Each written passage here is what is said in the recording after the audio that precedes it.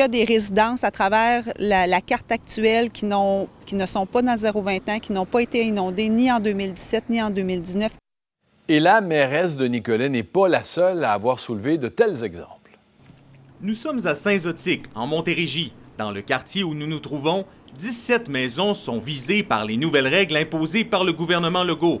Interdiction formelle de construire quoi que ce soit en raison des risques d'inondation. Je ne suis pas satisfait.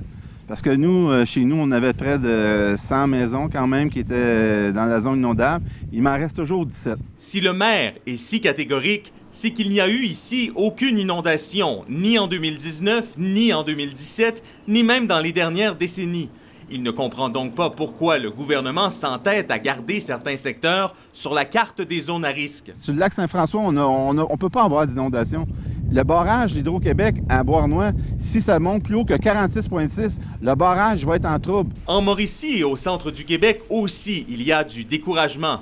À Masquinongé, par exemple, oui, il y a eu des inondations, mais certaines résidences ne devraient pas se trouver dans la zone de restriction, selon le maire. J'ai des gens, moi, là c'est le fonds de pension, la maison, ça, là. Et le fonds de pension, qui va acheter une maison? C'était même pas sûr de pouvoir rebâtir. Toutes ces informations arrivent en plein cœur de l'été, ce qui demande un travail considérable pour les municipalités qui ont jusqu'au 19 août pour demander des changements. Moi, j'ai des gens qui ont même pas regardé l'ASIS parce qu'eux autres, là, ils étaient sûrs qu'ils n'étaient pas dedans. Et se sont retrouvés à l'être et là, ils réagissent à des impacts importants chez les citoyens. Au ministère de l'Environnement, on nous répond qu'il se peut très bien qu'à certains endroits, des images satellites ne reflètent pas la réalité du terrain et que c'est justement pour cette raison qu'il y a une période pour apporter des correctifs.